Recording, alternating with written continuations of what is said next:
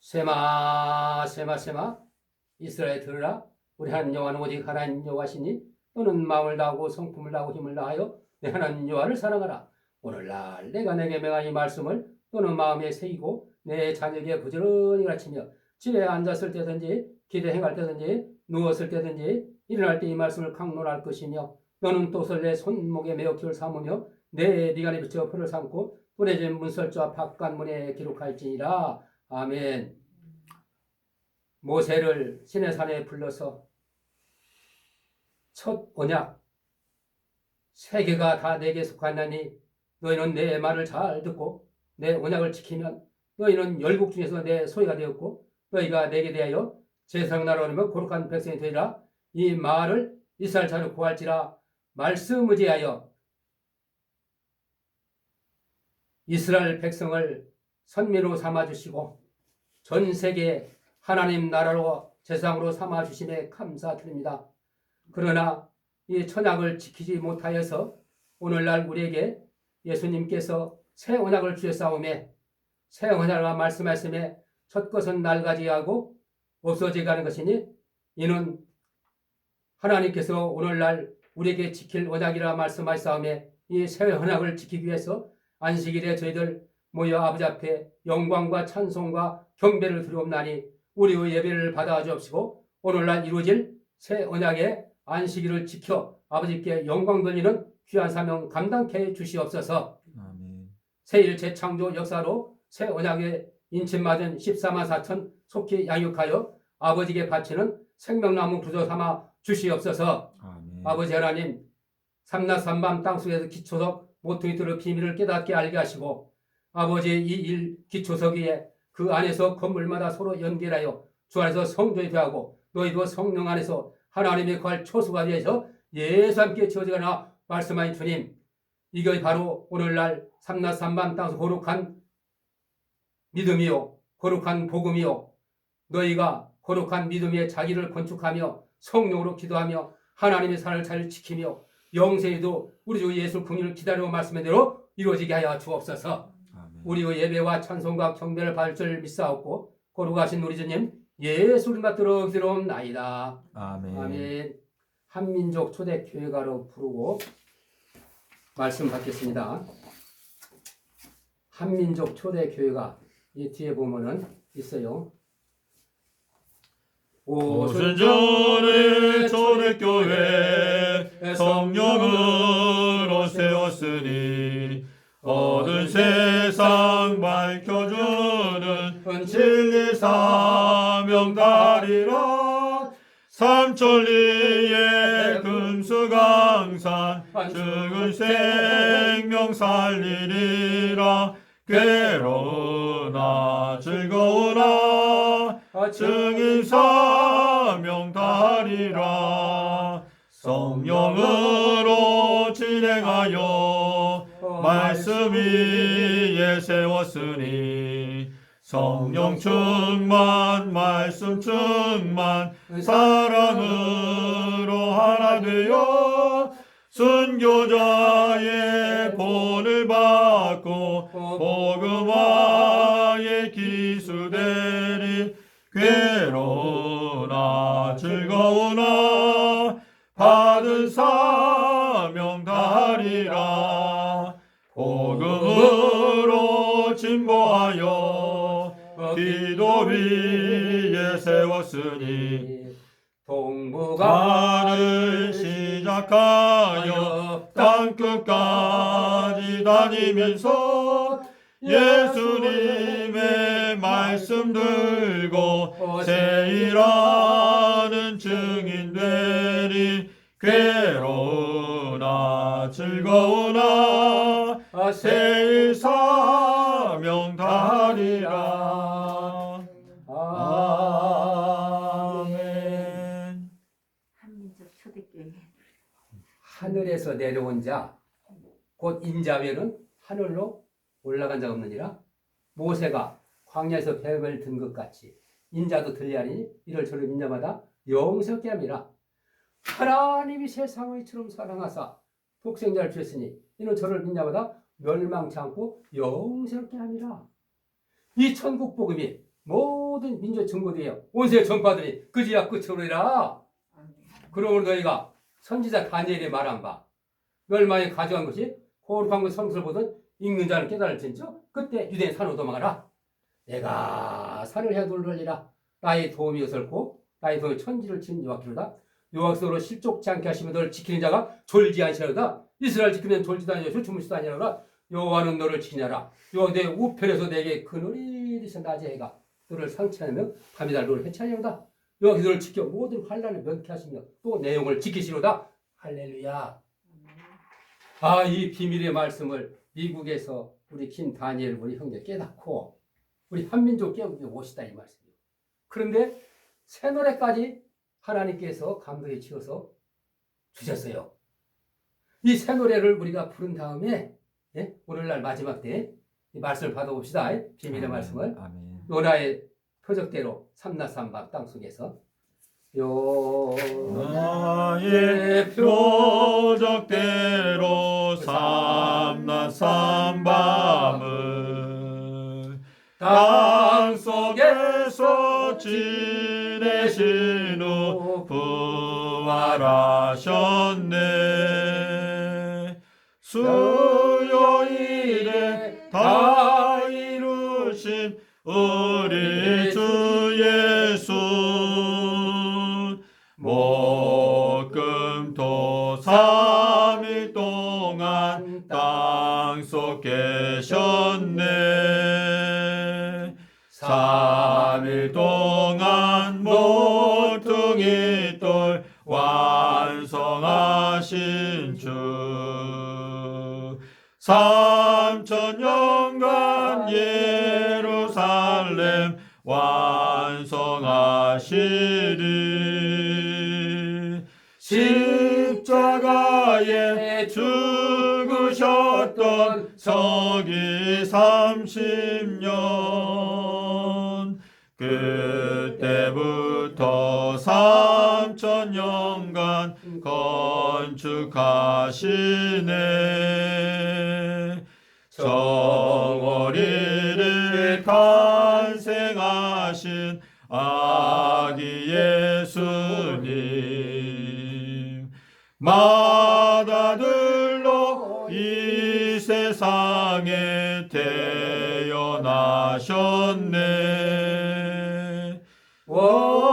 월삭의 실체이신 우리 주 예수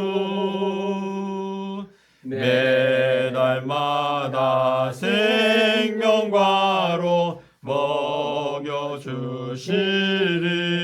먹여주시리.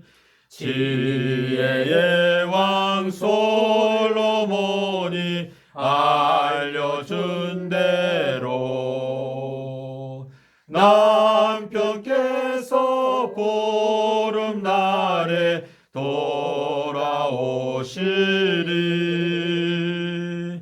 서기 2030년도 보름날 끝날 4월달 17일날 오후 3시에 요나의 표적은 순결의 표적 비둘기의 순결함을 나타내는 표 삼낮 삼밤 땅속에서 지내신 주님 큰 안식일 깨닫고서 순결케 되리. 나를 위해 생명 바친 목자의 세일 그 큰 사랑 잠시라도 잊지 말지라. 아멘. 할렐루야. 아멘. 다니엘서의 2300주야와 71회와 7일화와 62일화와 한때 두때 반때와 1291과 1335일이 이게 다니엘서 비밀이 감추는 봉해놓은 것이라. 이거를 열어서 계시록 11장 12장에 1260일과 42달에 그를 깨닫게 하셨단 말이에요. 예? 이걸 우리 김다니엘, 우리 미국에 두신 우리 형제가 증거하겠습니다.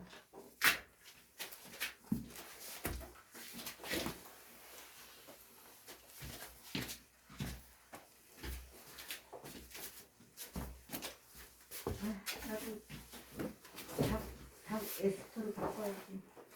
에스더요? 네, 죽으면 죽으리라. 아.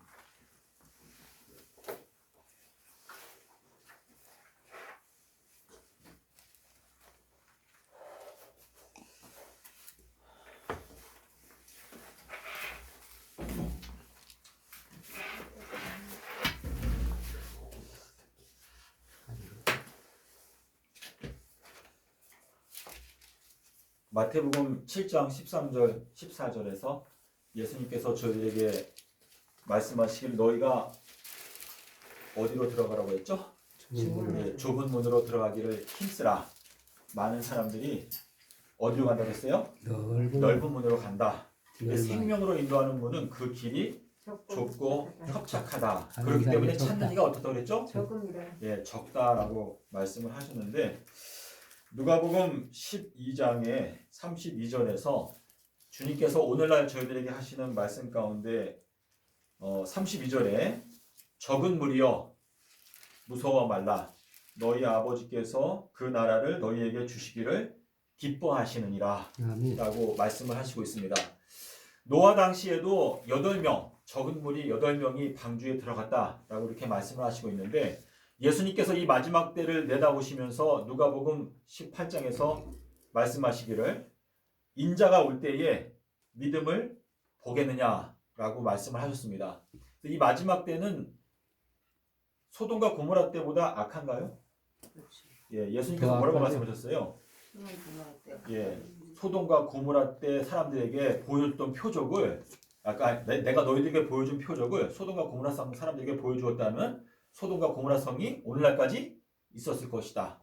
이렇게 말씀을 하셨는데 우리가 오늘 적은 무리이긴 하지만 우리가 예수님의 음성을 들으면서 좁은 문으로 들어가기로 결심을 했으면 좋겠습니다. 네. 그래서 안식일에 대해서 아까 장로님께서 읽으셨는데 신명기 5장 15절에 보면은 출애굽기 아까 31장인데. 네. 신명기 5장 15절에 하나님께서 우리에게 안식일을 지키라라고 명령을 하실 때 그 앞부분에서 뭐라고 말씀하셨는가 하면 내가 애굽 땅에서 종이 되어 있었는데 너희의 하나님 여호와가 강한 손과 편팔로 너를 거기서 인도하여 내었나니 그러므로 너희 하나님 여호와가 너를 명하여 안식일을 지키라 하느니라. 이 말씀을 우리가 어떻게 이해할 수 있을까요? 안식일 지키라. 네. 우리가 언제 애굽 땅 종되었던 집에서 나왔습니까? 우리가요? 네. 우리가 예수님을 십자가에서 달려서 올라가셔서 우리가 종의 시골에서 벗어났죠. 그러니까 이것은 아담과 하와가 에덴 동산에서 나올 때, 그 에덴 동산에서 나온 게 언제예요?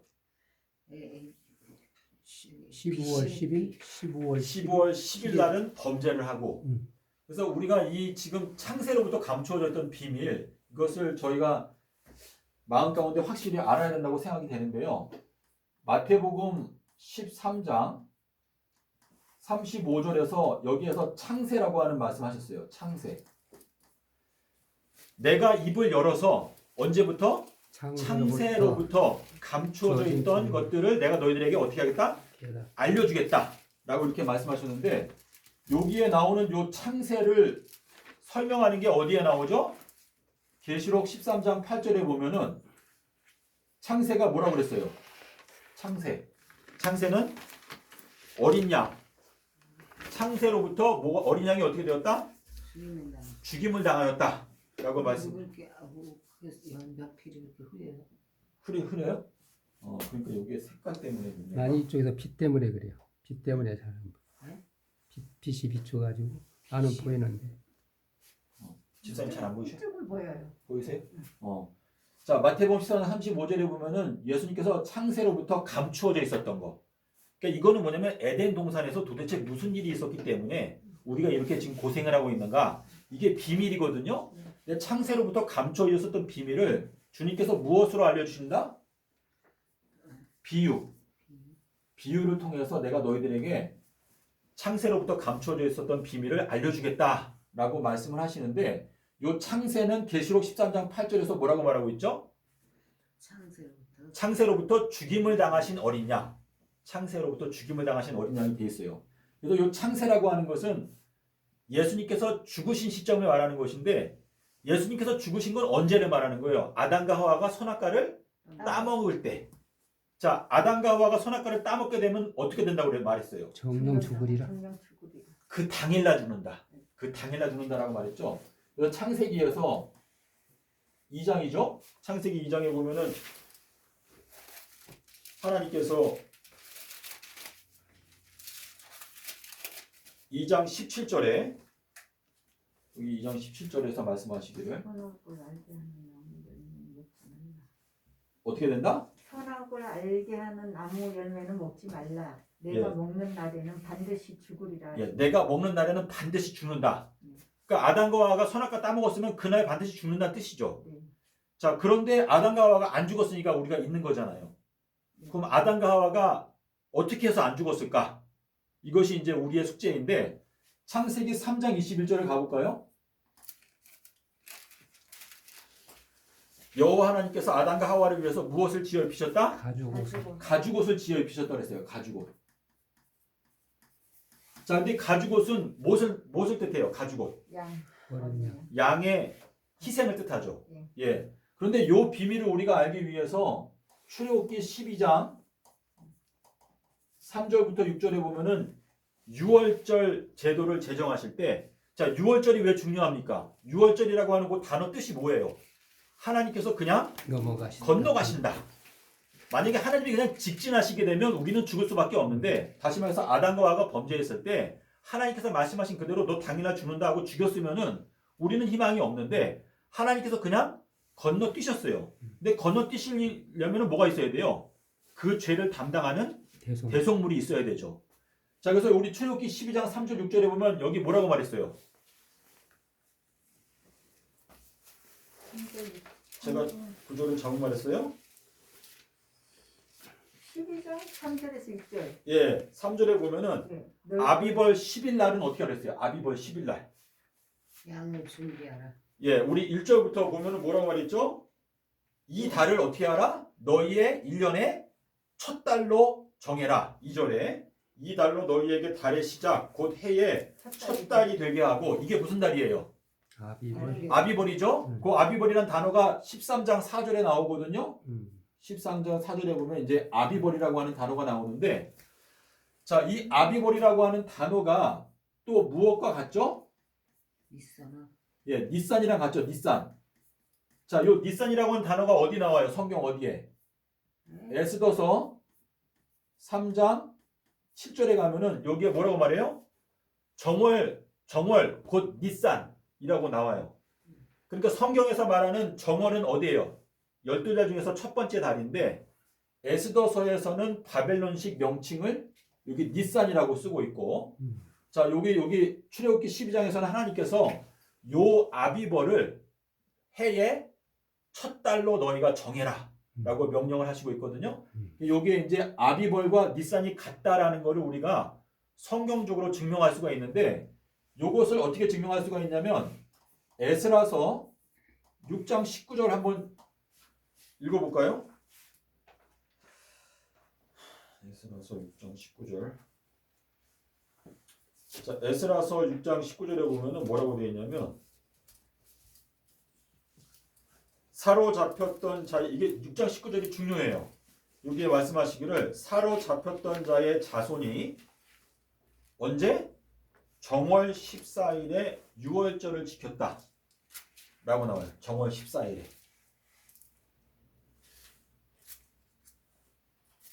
사로잡혔던 자의 자손이 예. 첫째 달 14일에 예. 6월절을 지키되 그렇죠? 그래서 거기 정월 14일이 6월절인데 7장에 가볼까요? 7장 에스라 7장 예. 9절 보실래요? 네. 거기 뭐라고 돼 있어요? 첫째 달 초하루 바벨론에서 예. 그를 떠났고 하나님의 선한 손을 도우심을 입어 다섯째 달 초하루에 예루살렘에 예, 이르렀다. 그렇죠. 자, 그래서 우리가 요게 자세하게 알아야 되는 게 중요한 것은 여기에 나오는 이 정월을 어떤 사람들은 이게 유대력으로 7월달이라고 주장하는 사람들이 있어요.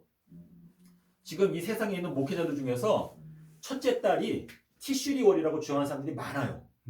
굉장히 많아요. 이 성경을 완전히 무시하고 그냥 유대 이스라엘 나라의 전통에 따라서 이스라엘 나라 사람들은 보통 7월달을 해의 첫 달로 하거든요. 근데 성경에서 말하는 정월은요. 니산월하고 아비벌밖에 없어요. 1월. 예. 그래서 1월 달은 성경이 말하고 있는 2월 달은 니산월, 아비벌 요 두 가지인데 이것을 성경으로 우리가 증명하기 위해서는 지금 에스라서 6장 19절하고 에스라서 7장 9절하고 여기 저기 에스더서 3장 7절 여기에 보면은 에스더의 이야기 아시죠? 에스더의 이야기에 보면 여기에서 니산월이라는 표현이 나와요. 근데 그 니산월에 대해서도 여기에 뭐라고 나오냐면 여기 에스더 3장 7절에 정월이라고 나와요. 정월. 예. 그래서 지금 요거를 지금 알려드린 요 성경 구절 요거를 종합하게 되면 아비벌과 니산월은 같은 날을 의미하고 그리고 그 둘은 1년의 첫 번째 달이다 라고 하는 의미를 저희가 알 수가 있죠. 근데 하나님께서 우리에게 6월절을 지키라고 하실 때 6월절은 몇 번의 기회가 있어요. 지킬 수 있는 기회가. 2번의 기회가 있는 거 아시나요? 네. 자, 하나님께서 민수기서 9장 11절에서 뭐라고 말씀하셨죠? 너희들이 만약에 1월 달에 몸이 부정하거나 여행 중에 있기 때문에 6월절을 1월 달에 지키지 못할 경우에는 2월 달에 똑같은 방식으로 지켜라 라고 말씀을 하셨어요. 자, 그래서 2월 달은 성경상으로 요 2월 달이 지금 15월이거든요. 15월. 아, 그래서 10월 범죄한 날이구나. 자, 15월이 요게 원어가 어떻게 되냐면 요게 감람나무라고 하는 단어에서 왔어요. 감람. 근데 15월이 실제로 범죄한 달이거든요. 그래서 하나님 2월 달. 2월 달. 예. 2월 달인데 노아가 방주에 들어간 게 언제였어요? 노아가 창세기 7장 9절과 10절에 보면 노아가 방주에 들어가고 그다음에 며칠 뒤에 홍수가 왔다고 그랬죠?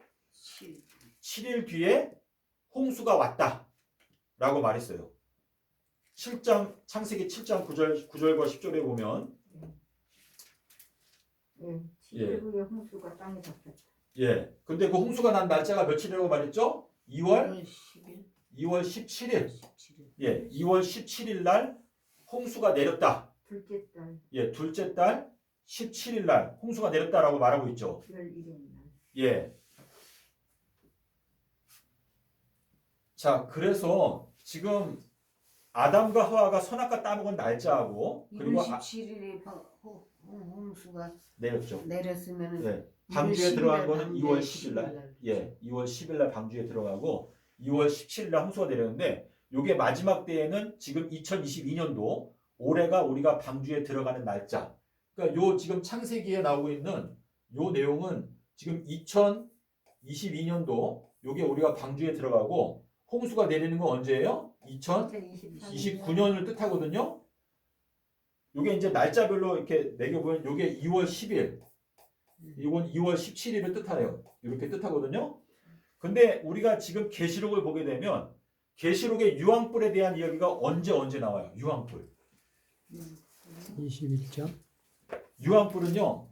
자, 지금 계시록 9장 16절에 뭐라고 되어 있죠?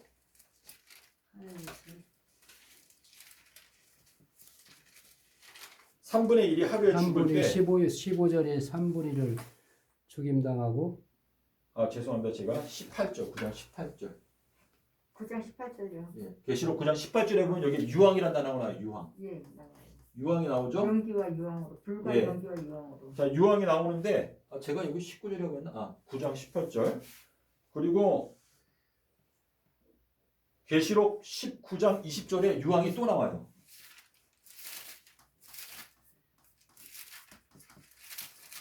이게 유황이 나와요. 유황. 자, 유황이 나오는데 이 유황이라고 하는 단어는 노아 방주를 건축할 때 재료가 뭐였어요? 노아 방주의 재료. 역청하고 잣나무. 잣나무. 예. 자, 이 잣나무가요. 잣나무. 요 잣나무가 원어로 유황이랑 철자가 똑같아요. 자, 그래서 우리가 이걸 볼 때 어떻게 할 수 있는가 하면, 자, 계시록 9장 여기 18절에 3분의 1이 죽기 바로 전에가 뭐예요? 5번째 나팔이죠. 그렇죠? 자, 5번째 나팔 불 때 무슨 일이 있어요? 5달 동안에 어떻게 해요? 괴롭기만 하고 5달 동안 괴롭게 하고 죽지는 못하게 한다. 근데 이 5달이 노아 홍수에도 똑같이 나오죠. 노아 홍수에 5달 나와요, 안 나와요? 나와요. 나오죠. 그래서 지금 이게 뭐냐면은 우리가 지구 역사의 마지막 7년이 있습니다. 이렇게 있는데 여기 중간에 여기에 5달에 대한 이야기였어요. 5달. 이게 이제 2026년도인데 요 5달이 홍수에 관한 이야기죠. 근데 요것이 기독교인들에게 있어서 홍수의 때이고요. 요 마지막에서 여기에도 유황에 대한 얘기가 또 나와요. 유황. 여기에도 여기 5달이 지나고 나서 요 유황불로 3분의 1을 죽인다 라고 나오거든요. 그러니까 지금 이 노아 홍수의 이야기는요, 인류 전체를 설명하기 위해서 2월 10일 날 방주에 들어가고 2월 17일 날 홍수가 내렸다. 그래서 7년 동안 홍수가 오는 것처럼 설명을 한 것인데, 이 계시록을 보게 되면 유황불로 멸망을 당한다고 그랬잖아요. 근데 유황이 요 3분의 1 죽을 때 나오고, 그리고 요 끝에 가서 19장 20절에서 가면 뭐라고 나오죠? 짐승과 거짓 선지자가 유황불 불못에 던져진다 라고 말하고 있어요. 자, 성경에서 말하고 하는 불못이 뭐예요? 불못. 못. 예, 불못. 자, 불이 있고 여기에 못이 있어요. 못. 못은 뭐죠? 연못이죠. 근데 예수님께서 갈릴리 호수를 말씀하실 때 갈릴리 호수를 뭐라고 말했어요? 어쩔 때는 바다라고 말했고 어쩔 때는 호수, 연못이라고 말했어요. 근데 계시록에도 보면은 불이 섞여 있는 유리 바다, 또 불, 연못 이렇게 말했거든요. 근데 갈릴리 호수를 말씀하실 때 어쩔 때는 호수로 기록하고 어쩔 때는 바다로 기록했어요. 근데 불못도 마찬가지예요. 근데 이 불이라는 걸 뭘 뜻하나요? 불. 여호와 하나님은 소멸하는 불이시다라고 말했고, 예레미야한테 하나님께서 뭐라고 말했죠? 내가 너의 입에 둔 나의 말이 불이 되게 하고 이 백성을 나무가 되게 해서 내가 살라버리겠다라고 말씀하신 것은, 이 불이라고 하는 것은 말씀을 뜻해요. 말씀. 이게 못이라고 하는 것은 이 멸망의 바다를 말하는 것인데, 지난번에 말씀하신 것처럼 고린도전서 10장 1절에 보면 이스라엘 자손 전체가 어디에서 침례를 받았다? 구름과 바다에서 침례를 받았다라고 말했죠. 근데 침례를 받을 때 그 침례를 받고 물에서 올라오지 못하고 죽은 자들이 누구예요? 애굽의 군사들이죠. 근데 하나님께서 이스라엘 자손 인도하다 보니까 일단은 그 홍해 바다에서 첫 번째 침례를 받았는데, 첫 번째 침례를 받은 1세대들은 다 죽었잖아요. 광야에서 다 엎드려졌잖아요. 그래서 다시 침례를 받은 게 뭐였어요? 요단강을 건널 때. 요단강 건너자마자 하나님께서 뭐라고 말했냐면, 너희가 홍해 바다에서 침례를 받았는 것처럼 똑같이 너희가 요단강에서 침례를 받았다 라고 이렇게 말씀하셨는데, 그 요단강 침례가 우리 마지막 때는 언제예요? 올해예요. 올해. 예, 올해가 바로 우리가 물에서 올라오는 때, 물에서 건져냄을 받는 때인데, 자, 물에서 건져낸다는 건 뭐예요? 멸망에서 너희가 건짐을 받는다 라고 하는 뜻이거든요. 그래서 방주라는 게, 성경에 방주가 몇 번 나오죠? 노아가 탔던 것도 방주이고, 또 모세가 탔던 것도 뭐예요? 방주였어요. 자, 아기 모세를 구원하기 위해서 어떻게 했죠? 아기 모세를 갈대 상자. 예, 갈대 상자가 원어를 보면 뭐라고 되어 있어요? 거기에 갈대로 만든 방주라고 되어 있어요. 근데 그 방주를 안쪽과 바깥쪽에 뭘 발랐다고 그랬죠? 예, 역청을 발랐다 그랬는데, 요 역청이라고 하는 요 단어, 요게 뭘 뜻하죠? 역청? 대속물? 역청은요, 히브리어로 대속물이에요. 대속물. 자, 이 대속물이 왜 중요할까요? 우리가 구원받는 것은 대속물의 은혜로 구원받는 거예요. 노아의 방주를 만들 때 잣나무로 만들었는데, 잣나무의 안쪽과 바깥쪽을 뭘로 발랐어요? 역청으로 발랐죠. 그래서 그 파멸의 물줄기에서 우리들을 분리시킨다. 우리를 구원하신다. 라고 하는 뜻이 들어있는 것이거든요. 그래서 지금 여기 10일 날 방주에 들어가고 그리고 17일 날 홍수가 왔다라고 하는 이 표현은 이 마지막 때 우리를 위해서 기록하신 것이다. 라고 하는 것을 아마 이해하실 수 있을 거예요. 그래서 이 2월 10일이 아담과 하와가 선악과를 따먹은 날짜예요. 날짜인데 이것을 자세하게 알려면 달력을 보면서 우리가 연구를 해야 되거든요. 자, 하나님께서 아브라함한테 뭐라고 말했죠? 너의 후손이 몇 년 만에 애굽에서 나올 것이다? 400. 예, 창세기 15장 13절에서 뭐라고 그랬어요? 4대 만에. 400년 만에. 예, 400년이라고 말했어요. 400년. 그런데 실제로 출애굽한 날짜는 언제였어요? 430. 430년이 맞춰지게 되는 마지막 날. 아, 예. 자, 이스라엘 자손이 애굽 땅에서 종살이를 하는데 430년이 맞춰지는 마지막 날 나왔다라는 게 그게 포인트인데 그게 출애굽기 12장 41절에 나오죠. 그러면 여기에는 400년이라고 말했는데 왜 여기는 430년일까? 이게 우리가 이걸 어떻게 해석할 수가 있어요? 자, 지금 이스라엘 자손은 애굽이라는 게 뭐예요? 애굽. 애굽이라는 건 종살이하는 곳이고 우리가 억압을 받는 곳이고 죄의 종이 되어 있는 장소거든요.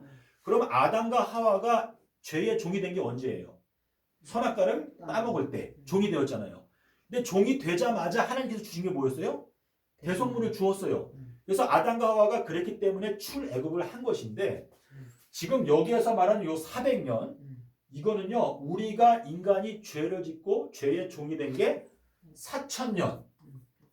4천년을 의미하는 거예요. 4천년.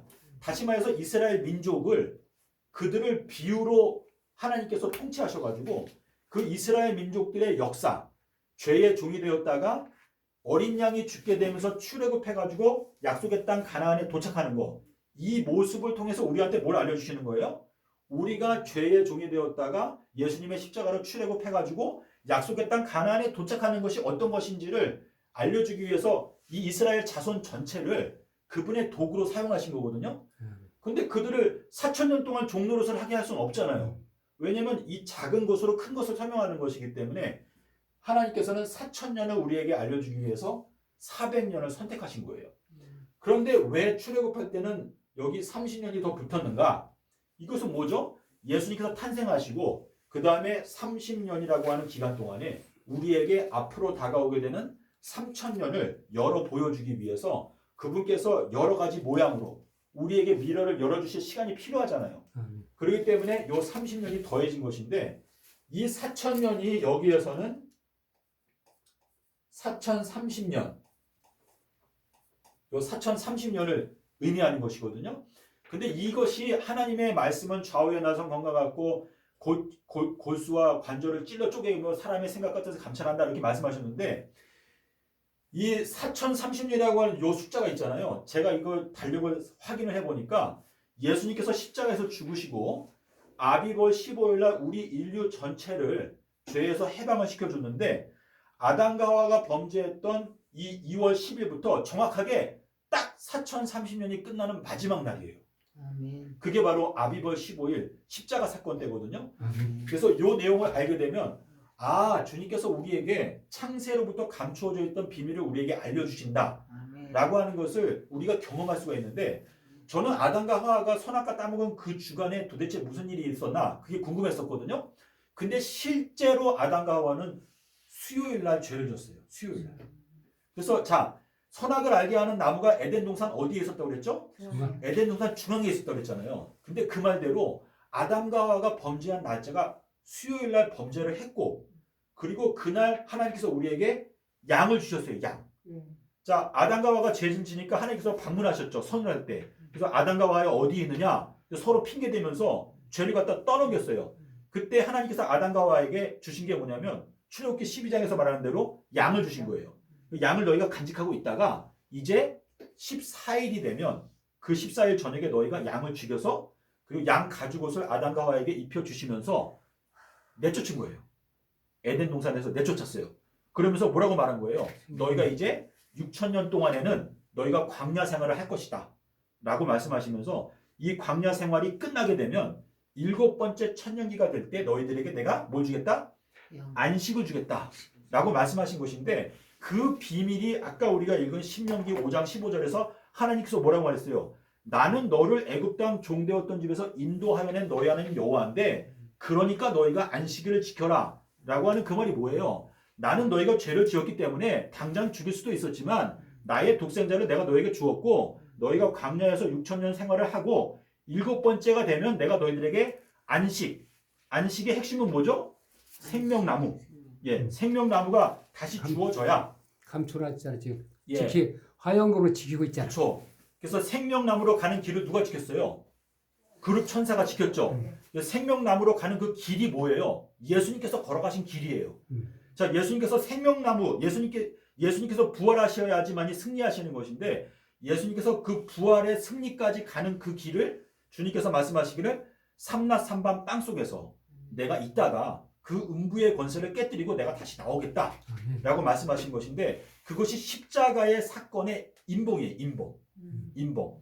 그래서 예수님께서 그분께서 걸어가신 그 길을 통해서 생명나무로 가는 길을 우리한테 보여주신 것인데, 그것이 그룹 천사들로 말미암아 지금까지 지켜 있다가 지혜는 그 얻은 자에게 생명나무다. 아멘. 이게 뭐냐면 삼낮 삼밤 땅속에서인데요. 그 생명나무를 우리가 발견해서 깨닫게 되면 우리가 생명나무로 가는 길을 알게 되는 거예요. 그래서 우리가 이 마지막 때가 열리게 되는 것인데, 지금 이 제가 설명드리는 걸 제가 말을 잘 못하는 부분도 있긴 한데요. 선악과 따먹은 날짜를 알면은 마음에 확신이 생겨요. 아멘. 근데 이거를 지금 컴퓨터를 보면서 자세하게 살피게 되면요, 진짜로 4030년이 끝나는 마지막 날 아담과 하와가, 아니 우리 인류 전체를 주님께서 십자가에서 출애굽을 시켜주셨어요. 근데 에스겔서 1장 1절이 중요한데, 30년 4월 5일 날 예수님께서 십자가에서 죽으셨다라고 하는 그 사실, 그것을 마음 가운데 깨닫게 되면은 이 모든 비밀이 다 열리는 것을 경험할 수가 있거든요. 아멘. 아니 좀, 예, 그래서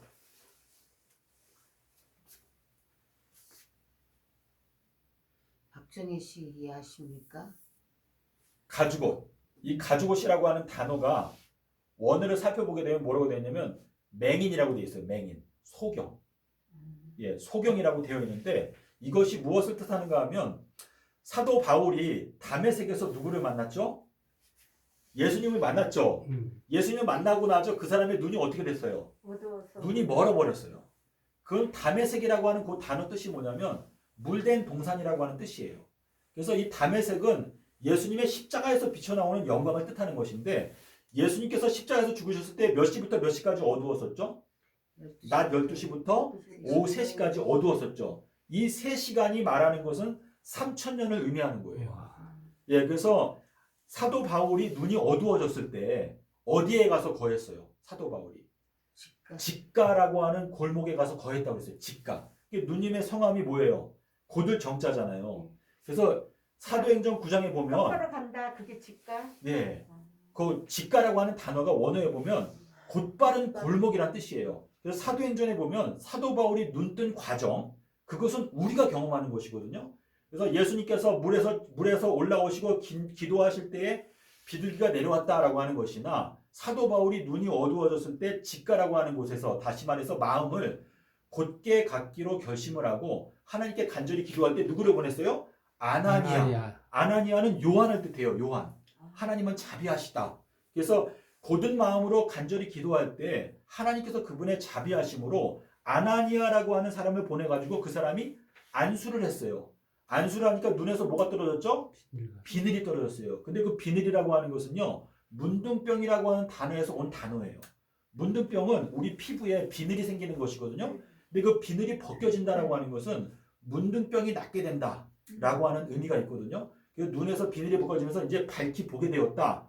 그래서 사도 바울이 눈을 뜨게 되었다라고 말하고 있는데, 우리들도 아담과 하와가 범죄하자마자 그들의 죄를 덮어주시고 가죽옷을 입혀주시게 되면서 그들은 사실상 눈이 어두워졌어요.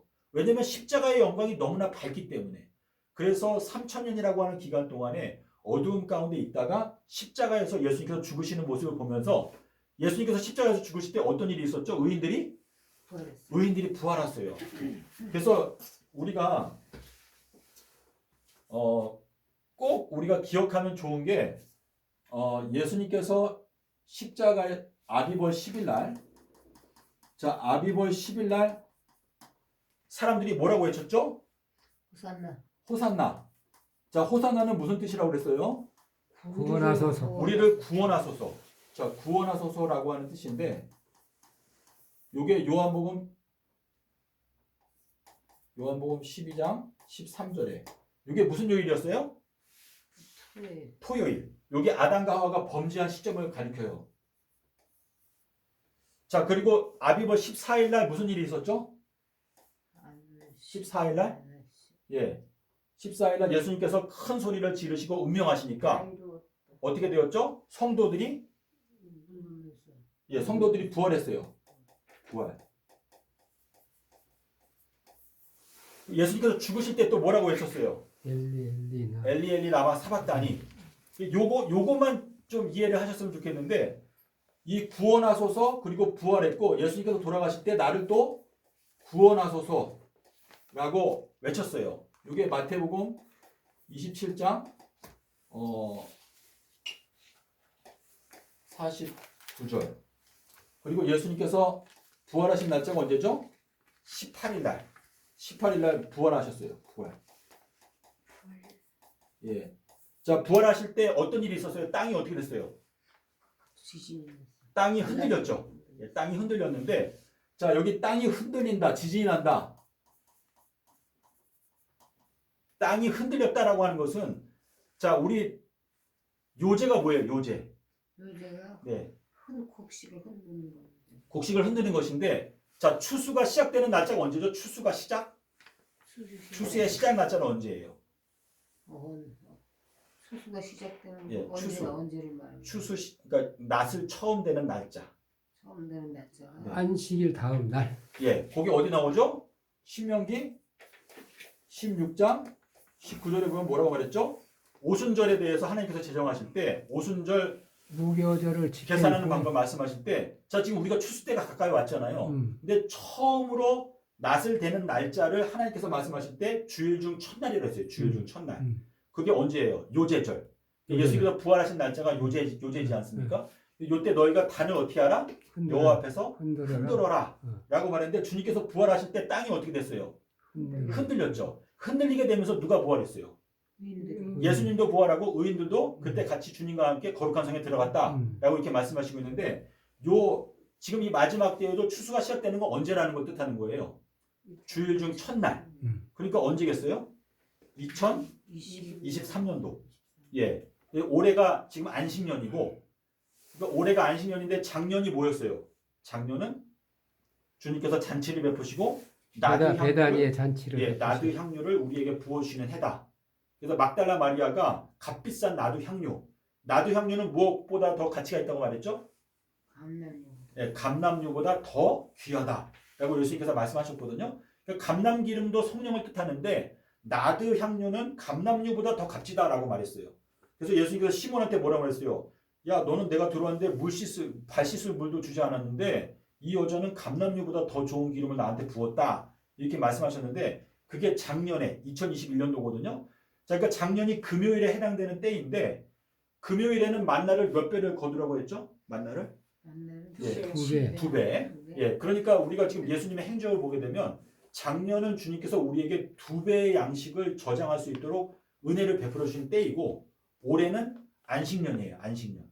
그리고 이제 내년도가 이제 처음으로 낫을 내는 때이다. 내년도가 첫 열매를 거두기 시작하는 때이다 라고 하는 뜻이 되는 것입니다. 예. 아버지. 하지만 아멘 할렐루야. 이렇게 조용히 해. 네. 이렇게 조용히 해. 제가 뭐 설명을 잘 했는지 모르는데 어떠세요? 아니 네. 이해는 가요. 이해 가세요? 가고 네. 그게 집에 가서 네. 복습할 거예요. 저걸 한번 더 설명해 주세요. 이번에 이제 정월 이제 아비벌 초하루 날 네. 우리가 아 그리고 요전에 말씀드리신 거 음, 그 앞에라는 것 좀 잠깐 말씀드릴까요? 네. 앞에. 그래서 이사야서 66장 23절에 나오는 내 월삭과 내 안식일에 모든 혈육이 어떻게 달렸죠? 네. 내 앞에. 여기 음, 앞에라고 하는 단어가 나와요. 앞에. 호람되오. 그래서 우리 안식일 교단에서는 이 안식일을 갖다가 토요일 안식일이라고 주장을 해요. 근데 하나님께서 말씀하신 이 이사야서 66장 23절에서 말씀하시는 이 안식일은 언제를 말하는 것이죠? 큰 절기 안식일을 뜻하는 것이죠. 그래서 지금 요 앞에라고 하는 단어가 어디에 나와요? 신명기서 16장 16절에 보면 뭐라고 말했죠? 너희 모든 남자들은 1년에 몇 번? 세 번. 3번을 누구한테? 내 앞에. 네. 예, 내 앞에 와서 경배하라 라고 말씀하시는데 그 앞에라는 게 요 앞에 가는 게 언제예요? 절기가 6월절. 6월절, 초막절, 오순절. 오순절 다음에 초막절. 예, 오순절, 6월절, 초막절 이렇게 되는데 요 세 절기에는 어떻게 하라? 너희가 내 앞에 와서 경배하라. 아, 네. 여기 앞에라고 하는 단어가 나오거든요. 앞에. 자, 그러니까 여기 이사야서 66장 23절에서 말하고 있는 월삭과 매 안식일에 너희가 내 앞에 와서 경배한다라고 하는 이 말씀을 하실 때 이 안식일이 언제를 뜻하는 거예요? 큰 안식. 예, 절기 안식일. 예, 절기 안식일을 뜻하는 것인데, 창조 안식일이 아니고 절기 안식일. 네, 매 월상 매 안식일은 네, 항상 예. 네. 매 월상은 15일 월삭은 매월초. 매월초 월삭하고 예, 그 다음에 네. 15일 네. 15일은 월망. 월망 예. 큰 안식일 그러니까 큰 안식일은 성경에서 딱 두 번 나와요. 초막절하고 아니요, 큰 안식일은 성경, 그죠? 초막절 마지막 날하고, 마지막 날. 예, 큰 안식일이 성경에 딱 두 번 나오거든요. 그러니까 주님께서 재림하시는 날짜는 큰 날이라고 돼 있잖아요. 그건 어디에 굉장히 많이 나오죠. 말라기서 4장 5절에 보면 여호와의 큰 날이 오기 전에 내가 엘리야를 보낸다 이렇게 했는데 성경에서 큰 날은 딱 두 번밖에 없어요. 근데 인터넷을 찾아보면 또 사람들이 여러 가지 주장을 하는데 제가 발견한 것으로는 저도 다 살펴보려고 노력했는데 성경 전체에서 큰 날로 나온 건 딱 두 번인데 그게 어디 나오죠? 요한복음 7장 37절에 초막절 마지막 날 큰 날. 그리고 또 언제예요? 요한복음 19장 31절 31절에 여기 두 번 큰 날이 나와요. 큰 날. 근데 큰 날이 나오는데 솔로몬이 말하기를 남편이 돌아오는 날에는 보름달이 뜬다라고 말했어요. 그럼 요 두 가지 조건에서 보름달에 해당되는 게 어디예요? 자, 요거는 7월 22일이죠. 예. 요거는 1월 15일이에요. 15일 그럼 요 둘 중에서 보름달 뜨는 건 요거밖에 없죠. 예, 예. 그렇죠? 그러니까 이게 굉장히 단순하면서도 확실한 건데 그렇지 요한복음은 하나님께서 우리에게 은혜로 주신 기별인데 요한복음 안에서 큰 날이 두 번이 나오잖아요. 근데 그 두 번 중에서 보름달이 뜨는 날은 요때이기 때문에 잠언 7장 20절에서 남편이 돌아오는 날에는 보름달이 뜬다라고 말을 했기 때문에 요 둘 중에서 주님께서 재림하시는 날짜는 요때이기 때문에 요 아비벌 15일이 1335일의 끝이다 라는 것을 알 수가 있는데 이제 그 다음 단서가 뭐냐면은 희년이에요. 희년. 예수님께서 부활하셔가지고 40일 동안 계셨는데 희년은 몇 년마다 돌아오는가? 50년마다 돌아오는데 예수님께서 십자가에서 30년에 죽으셨기 때문에 그때부터 40번의 희년이 지나간다 라는 것을 계산하게 되면 언제예요? 2030년이거든요. 그래서 여기에다 제가 이렇게 해놓은 것처럼 여기에 있는 성경 구절만 다 알아도 우리가 확실하게 알 수가 있어요. 여기에 보시면은 여기 계시록 1장 10절에 주의 날이라고 나와요. 주의 날. 주의 날에 요한이 계시를 받았잖아요. 근데 계시록 4장에 가면 뭐라 했어요? 하늘에 내가 뭘 보았다? 열린 문을 보았는데 그 열린 문을 통해서 보좌를 보았다. 그러니까 요한이 반모섬에서 계시를 받았던 그 날짜는 아비벌 15일을 뜻해요. 보름달이 뜨는 날 계시를 받았는데 주의 날이라고 하는 것을 신약 성경에서 다 찾아보세요. 그러면 전부 다 예수님의 재림하시는 날짜예요. 뭐 지금 현재 일요일 교인들은 일요일이다, 토요일 교인들은 토요일이다 이렇게 주장하지만 성경에서 말하는 주의 날은 주님께서 재림하시는 날짜예요. 아멘. 여호와의 크고 두려운 날 그것인데 요한이 계시를 받았던 그 날을 요한이 열린 문을 통해서 보좌를 보았다. 근데 그 보좌가 히브리어로 보름달이거든요. 그러니까 보름달이 뜨는 날 보름달을 깨닫게 된 거예요. 이거 뭐냐면 아비벌 15일 날 계시록을 받으면서 그 보름달을 보면서 그 보름달에 대해서 요한의 마음이 열리게 되니까 아, 저 보름달 뜨는 날 주님의 보좌가 내려오는구나 하는 것을 알게 되었기 때문에 계시록 4장 1절부터 보게 되면 올라오라 열린 문을 통해서 보좌를 보았다. 근데 그 보좌가 히브리어로 캐세거든요. 캐세. 근데 이 캐세라고 하는 것은 이게 보좌. 이게 보름달이에요. 보름달. 그래서 욥기서 26장 9절을요. 우리 한글 성경에 보잖아요. 그 어떤 성경은 보좌라고 번역을 했고 어떤 성경은 보름달이라고 번역을 했어요. 왜냐하면 이게 단어가 철자가 똑같아요. 욥기서 26장 9절에 하나님께서는 그 보좌를 구름으로 가리우신다. 또 어떤 성경에는 하나님께서는 그 보름달을 가리우신다. 이렇게 되어 있거든요. 그래서 주님께서 돌아가신 게 보름달이 뜨는 날, 한 달의 정 가운데에서 돌아가셨어요. 여러 가지 모양으로 주님께서는 일회의 절반에 돌아가셨다. 그래서 우리가 산수를 해보게 되면 29.5, 이게 한 달인데 29.5를 반으로 나누면 어떻게 돼요? 14.75예요. 14.75. 이 14.75가 예수님께서 돌아가실 때 낮 12시. 낮 12시가 14.75거든요. 낮 12시부터 3시간 동안 어두워진 것. 죄송해요. 네. 여기서 26장 9절이라 있잖아요. 네. 여기 보름달이라고 돼 있네요. 거기 보름달이 되어 있어요. 네. 근데 누님이 만약에 다른 번역을 보시게 되잖아요. 네. 그럼 보좌라고 번역된 번역도 많아요. 음. 예. 그래서 이 철자가 우리나라 말로도 이렇게 되어 있잖아요. 우리가 배라고 말하면 우리 배도 있지만 타는 배도 있잖아요. 그와 마찬가지로 히브리어에서는요. 보좌라고 하는 철자하고 보름달이라고 하는 철자가 똑같아요. 그리고 또 뭐가 똑같은가 하면 무지개. 무지개는요. 활 쏘는 활이랑 철자가 똑같아요. 그래서 계시록 6장에 보면 누가 나오죠? 흰말 탄 자가 나오는데 손에 활을 들고 있다. 근데 그 활이 무지개예요. 무지개. 그러면 그 예수님이 맞는 거예요? 흰말 탄 사람이? 흰말 탄 자는 적그리스도가 아니에요. 흰말 탄 자가 머리에 뭘 쓰고 있다고 그랬죠? 면류관을 쓰고 있다고 그랬는데 그 면류관은 잠언 4장 9절에 보면 지혜가 제일이니까 지혜를 얻으라. 지혜가 너에게 영화로운 면류관을 줄 것이다. 이렇게 말씀을 하셨거든요. 근데 그거를 네. 흰말 타는 사람을 적그리스도라고 그렇게 많이 해석을 하는데 우리 그거는 예수님은 이기고 또 이기려고 할 필요가 뭐 있냐? 이미 이겼는데 이렇게 얘기를 하더라고요. 근데 이기는 자에 대해서 주님께서 굉장히 많이 강조를 하셨고 그리고 흰색이라고 하는 것은 마태복음 17장에 보면 예수님의 옷이 어떻게 되었다? 빨래하는 자가 희귀할 수 없을 만큼 희귀해졌다라고 말했기 때문에 흰색은 좋은 거예요. 근데 그 적그리스도는 네. 또 흉내내기를 좋아하잖아요. 그래서 우리 예수님을 흉내낸 거다 이런 네. 식으로 그거를 예. 그것도 90%는 적그리스도라고 표현을 하더라고요. 근데요, 지금 활에서 쏘는 게 뭐죠? 화살이잖아요, 화살. 그 화살이라고 하는 단어가 일의 절반 할 때 그 절반이에요, 절반. 화살이. 예, 절반. 근데 화살에 대해서 구약 성경에서 찾아보잖아요. 그러면 다 여호와의 화살이에요. 여호와의 화살이 적군의 심장을 관통한다. 그 잠언서 7장 23절에 뭐라고 말했죠? 여기에 그 소년이 어떻게 했어요? 음녀를 따라갔잖아요. 그 소년의 간이 무엇에 뚫린다? 화살에. 간이 뚫어지게 될 것이다. 이렇게 말했는데 음녀는 바벨론을 뜻해요.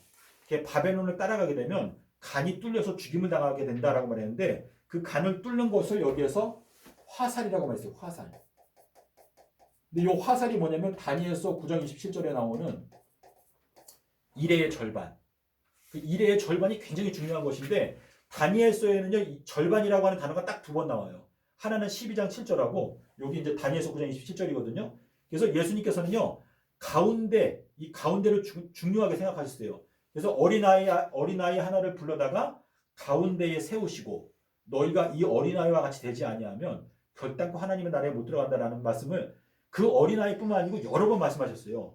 오른손 마른 자도 가운데에 세우시고 가운데라는 건 뭐냐면 정중앙에 세운다라는 뜻인데 이게 예수님의 수요의 십자가 진리를 의미하는 거예요. 생명나무가 있는 가운데. 예. 그래서 마귀는요, 우리를 어떻게 참수한다고 그랬죠? 낮과 밤으로 참수한다고 그랬어요. 낮과 밤으로. 그게 뭐냐면 삼낮 삼밤 땅속에서가 그게 연관되어져 있거든요. 마귀가 우리를 참수하는데 우리가 만약에 수요의 십자가 진리를 믿지 않게 되면은요, 우리는 참소를 당해서 감옥에 갇히게 돼 있어요. 그게 하나님께서 우리에게 말씀을 아멘. 하시는 것이거든요. 할렐루야. 예.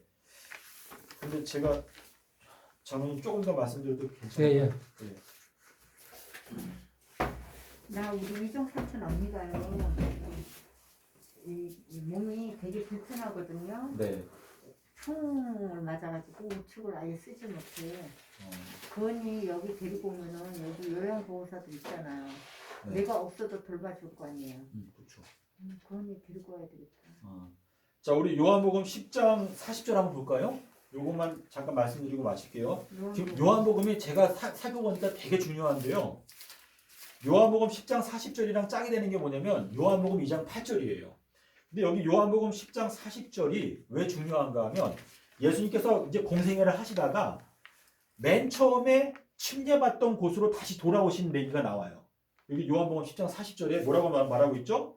예수님께서 다시 요단강 저편 요한이 맨 처음에 침례 주던 곳에 가사 거기 거하시니 라고 돼 있어요.